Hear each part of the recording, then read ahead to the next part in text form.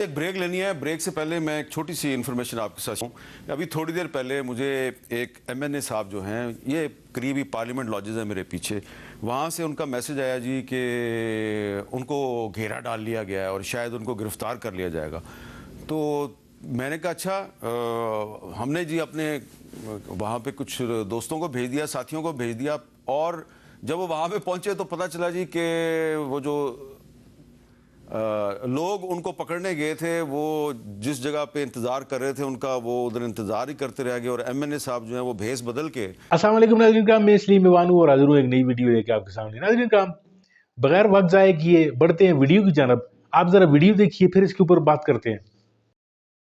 دوسری بات یہ ہے کہ علی امین گنڈا پور صاحب نے اس دن جو یہ توڑ پھوڑ کی ہے, وہ تو خاص طور پہ یہ سینٹر صاحب کہہ رہے ہیں کہ ان کی ویڈیو چلائیں, وہ ویڈیو پورا دن ویڈیو چلی ہے جس میں وہ شیشہ بھی توڑے ہیں. علی امین گنڈا پور صاحب نے پگ بھی پہنی ہوئی ہے اور وہ ہتھوڑے کے ساتھ کسی چیز کے ساتھ شیشہ بھی توڑے ہیں ٹرک کا. اور اس کے علاوہ ان کے ساتھ جو یہ گارڈز لے کے آئے, انہوں نے پنجاب کی حدود میں آ کے بدماشی بھی کی, پولیس نے بھی ان کے خلاف پرچے کیے, مگر اس دن ان کے لیے رکاوٹیں بھی کھلی ہوئی تھی, انہوں نے اس کے باوجود یہ سارا ڈرامہ کیا.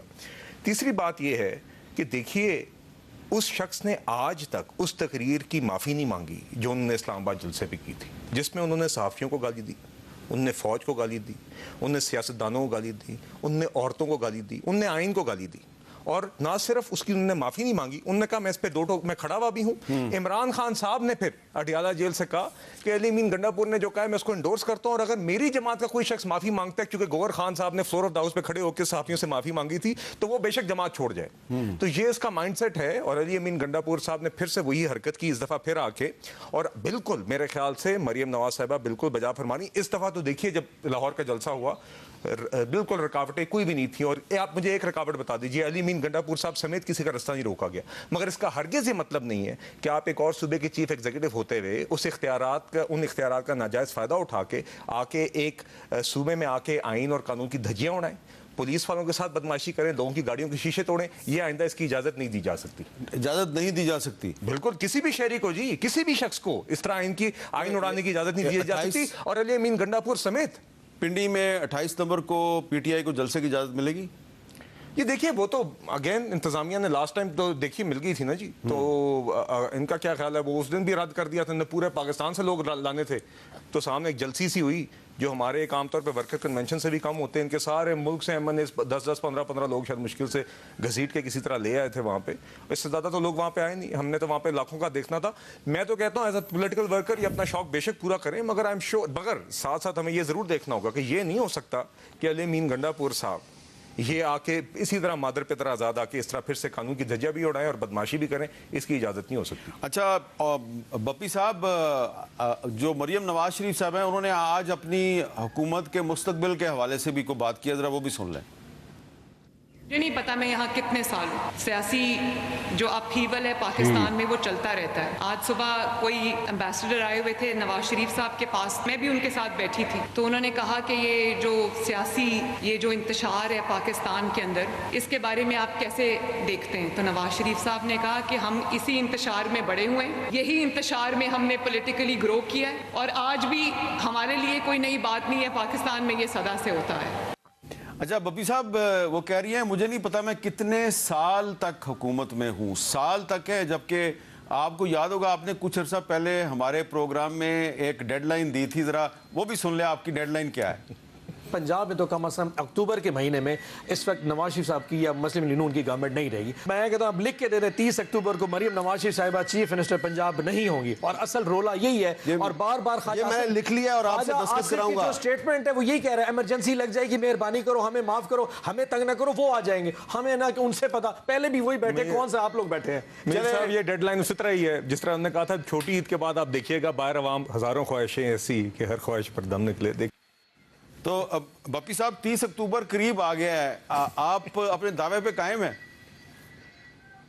100% कायम। और मीर साहब दो चीज़ें हैं जो इसके मेरे रैशनल को इस बात को ज़रा थोड़ा सा क्वांटिफाई भी करेंगी। नंबर 1, 5 अक्टूबर को हम मीनार पाकिस्तान दोबारा जाएंगे और मरीम साहिबा ने वहाँ पे हमें एनओसी कोई नहीं देना, तो जलसा हो या प्रोटेस्ट हो, 5 अक्टूबर मीनार पाकिस्तान दोबारा जाएंगे और वहाँ पे शायद कन्फ्रंटेशन हो। नंबर 1। दूसरी चीज़ ये कि अगर कॉन्स्टिट्यूशनल अमेंडमेंट जो कि रात के अंधेरों में पहले भी रात को 12-1-2 बजे पास कराने की नाकाम कोशिश की गई, हमारे MNS को अगवा किया गया, पार्लियामान पे हमला किया गया और पता नहीं क्या कुछ किया गया, अगर किसी तौर के ऊपर ये कॉन्स्टिट्यूशनल अमेंडमेंट पास जायज़ तरीके से नहीं होती, जो कि मुझे कंफर्म है कि जायज़ तरीके से तो नहीं होगी, नाजायज़ तरीके से लोगों की माओ बहनों बेटियों को उठा के उनको मजबूर करके अगर उनसे PTI के लोगों से अगर स्टेटमेंट दिलवा दी तो एक अलग चीज़ है। अगर नहीं होती तो मैं आज आपको फिर दोबारा लिख के दे रहा हूँ, 30 से पहले या मरियम नहीं होगी या सिस्टम ही सारा का सारा रोल बैक हो जाएगा। क्योंकि जिन लोगों ने इनको ये टास्क दिया है उन्होंने बड़ा क्लियरली बता दिया, या तो ये आईनी तरमीम पास कराओ, क्योंकि अगर सुप्रीम कोर्ट में जस्टिस मंसूर अली शाह साहब चीफ जस्टिस आ गए और उसके मतवाजी एक और सुप्रीम कोर्ट उससे ज़्यादा ताकतवर अगर सुप्रीम कोर्ट ना हुई, सो अदलिया और एस्टैब्लिशमेंट की इस लड़ाई में उनको फील हो रहा है कि शायद आने वाली जो अदलिया है वो शायद उनको उस तरह स्पेस ना दे सके, और उस वक्त तक नई अदलिया खड़ी ना हुई तो शायद उस सिस्टम में सिस्टम रोल बैक की धमकी इनको पहले मिल चुकी है। वरना आप बताएं, पाकिस्तान मुस्लिम लीग को अचानक 2 साल हुकूमत करते करते जस्टिस फाइज साहब तो कभी याद नहीं है कि आईनी तरमीम कर रही है। अचानक 26 अक्टूबर को उन्होंने जाना था और 4-5 दिन जिस तरह की हू की कैफियत इस्लामाबाद में थी, पार्लियामेंट लॉजे से जिस तरह इनके MNAs खौफ में आते थे कि जी फोन आने शुरू हो गए, ना सिर्फ इनके फोन बल्कि नामालूम अफराद के फोन इन लोगों को आते रहे कि जल्दी पहुंचो। वो 11 बजे सुबह आते, रात को 2 बजे तक बैठे थे कि आप चले जाए। सो इसका मतलब है कोई फोर्स ऐसी थी जो इनको पुश कर रही थी, करो नहीं तो फिर हम कुछ करेंगे। And I can tell you again, अगर इन्होंने कॉन्स्टिट्यूशनल अमेंडमेंट पास ना करवाई इनसे तो फिर शायद सिस्टम को वो जो मेरा जो खौफ था वो 30 अक्टूबर वाला वो सच साबित हो जाएगा। और मुझे अल्लाह से पूरी उम्मीद है कॉन्स्टिट्यूशनल अमेंडमेंट पास नहीं होगी, क्योंकि वोट नंबर तो है नहीं। अगर ये हमारे MNAs हमारे सेनेटर्स उठा के नंबर पास करवाना चाहते हैं या मौलाना साहब को मरगूब करना चाहते हैं, मैं बता दूं ये दोनों काम नहीं होगी। अवाम देख रही है ये कौन सी दुनिया में आईनी अमेंडमेंट है जिसके लिए लोगों को अगवा करके मार के कान से पकड़ के आओ जी फ्लोर क्रॉसिंग करो। फ्लोर क्रॉसिंग का कानून रिवर्स करने को तैयार बैठे हैं, यानी कि चोरी और डकैती और एब्डक्शन को ये कह रहे हैं कि आओ जी ये फ्लोर क्रॉसिंग करके पार्टी के खिलाफ वोट दे चले जाओ। इस तरह कम से कम पाकिस्तान में नहीं होने लगा। लोगों को सबसे बड़ा फौक है MNAs को हमारा, वो अवाम का है। अवाम बैठे देख रहे हैं और ऐसी कोई चीज जब ना हुई इनको उन्होंने कान से पकड़े निकाले, चलो भाई तुम इस काबिल ही नहीं हो। वो फैसल वाडा की स्टेटमेंट याद है ना, ये नाअहल लोग हैं, इनकेपेबल लोग हैं। वो अपनी जबान नहीं बोल रहा था, वो किसी और का मैसेज दे रहा था कि उनकी इतनी तवक्कुआ थी, तुम तो उन लोगों की तवक्कुआ तो पूरा नहीं उतरे। सो मेरा मैसेज आज भी क्लियर है, 30 से आगे मरियम कम से कम नहीं जाएगी। सर ओन साहब ने माशाल्लाह दीगर मौजूआत को टच किया आपके सवाल का जवाब देने के लिए। तो गुजारिश ये है कि अब मेरी हमदर्दी भी है ओन साहब के साथ, वो बयान तो दे बैठे हैं और आपने अब उनसे पूछ भी लिया है, तो वो अब उससे पीछे तो नहीं हटेंगे। मगर मैं फिर से वही कहूँगा जो आपने क्लिप में चलाया था मेरा जी, कि हज़ारों ख्वाहिशें ऐसी कि हर ख्वाहिश पर दम निकले। नहीं, लेकिन ओन साहब एक बात कह रहे हैं, मगर सर मेरी एक तजवीज़ है इसी हवाले से। सर मैं अभी कैलेंडर चेक किया मैंने अपने फ़ोन पे, 31 अक्टूबर के दिन जुमेरात, उस दिन आपका शो होता है। हम दोनों को फिर से बुला लीजिए प्लीज़, बस मेरी इतनी तजवीज़ है। और 31 अक्टूबर को 31 अक्टूबर को 30 अक्टूबर की डेडलाइन है सर। ओन साहब ने जो नक्शा खींचा है उस नक्शे, सर वो इस तरह था, वो पता नहीं उस नक्शे की पे अगर आप गौर करें तो फिर पता नहीं मेरा शो होगा कि नहीं होगा। नहीं सर, आपका इंशाल्लाह आपका शो भी होगा, पंजाब हुकूमत भी होगी, आपका शो हो ना हो, वफाकी हुकूमत भी अच्छा होगी। जी, ओन साहब क्या कह रहे हैं? आपका शो हो ना हो, हाँ सर एक साहब आपका शो हो ना हो, क्यानी साहब मेंबर नेशनल असेंबली भी नहीं होंगे, शायद मैं सेनेटर मौजूद हूँ। अच्छा सर ये भी ऐड कर लें 31 अक्टूबर। अच्छा, अब ये भी ऐड कर ओन साहब ने एक बात की है जी कि हुकूमत जो है वो एक कॉन्स्टिट्यूशनल अमेंडमेंट मंजूर करवाने की कोशिश करेगी। अगर मंजूर ना हुई तो फिर इस हुकूमत का जो है वो मुस्तकबिल रोशन नहीं है। और मौलाना फजलुर रहमान का भी वो जिक्र करें। अब इत्तेफाक की बात है कि आज मौलाना फजलुर रहमान साहब जो हैं उनके साथ तकरीबन हम कुछ जर्नलिस्ट थे, हमारी को 1.5-2 घंटे की उनके साथ बड़ी तफसीली मुलाकात हुई है।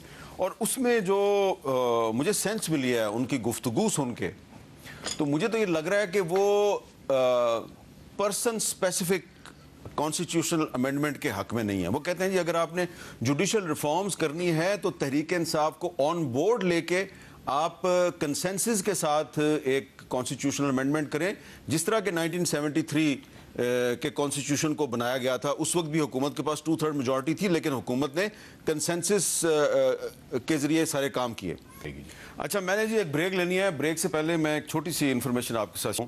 ابھی تھوڑی دیر پہلے مجھے ایک MNA صاحب جو ہیں، یہ قریبی پارلیمنٹ لاجز ہے میرے پیچھے، وہاں سے ان کا میسج آیا جی کہ ان کو گھیرا ڈال لیا گیا ہے اور شاید ان کو گرفتار کر لیا جائے گا۔ تو میں نے کہا اچھا، ہم نے جی اپنے وہاں پہ کچھ دوستوں کو بھیج دیا، ساتھیوں کو بھیج دیا، اور جب وہ وہاں پہ پہنچے تو پتہ چلا جی کہ وہ جو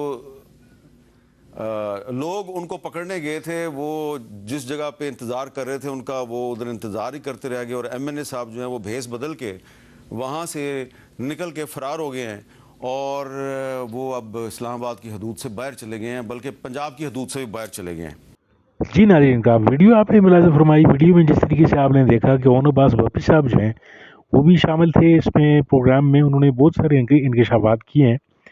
ان انکشافات میں انہوں نے یہ فرمایا ہے کہ جی 30 یا 31 تاریخ تک جو ہے وہ اگر انہوں نے امینڈمنٹس کر لیں، یہ قانونی جو انہوں نے ترمیم، جو جسے آئینی ترمیم کہتے ہیں، یہ تو غیر آئینی ترمیم ہے، لیکن اگر ان اس آئینی غیر آئینی ترمیم کو انہوں نے پاس کروا لیا تو ٹھیک ہے، نہیں تو جو ان کو ٹارگٹ دیا گیا ہے کہ اگر آپ نے یہ ترمیم پاس کروا لی تو ٹھیک ہے، نہیں تو گھر جاؤ، پھر اس کے بعد ہو سکتا ہے کہ یہ سارے کا سارا نظام ہی جو ہے وہ لپیٹ لیا جائے۔ تو کہنے کا مقصد یہ ناظرین کام کہ اس وقت بھی انسرٹینٹی ہے ملک میں، یعنی کوئی یہ نہیں کہہ سکتا۔ اور دوسری طرف آپ نے مریم صاحبہ کا بیان بھی سن لیا کہ انہوں نے کہا کہ جی میں نہیں جانتی کہ میری حکومت جو ہے وہ پنجاب میں 1 سال رہے گی یا 2 سال رہے گی۔ تو کہنے کا مقصد یہ ہے کہ ان کو خود بھی یہ ساری معلومات ہیں کہ یہ کتنا دن، کتنی دیر جو ہے یہ ان کی یعنی جو تو حکومت جو ہے وہ بالکل یعنی ایک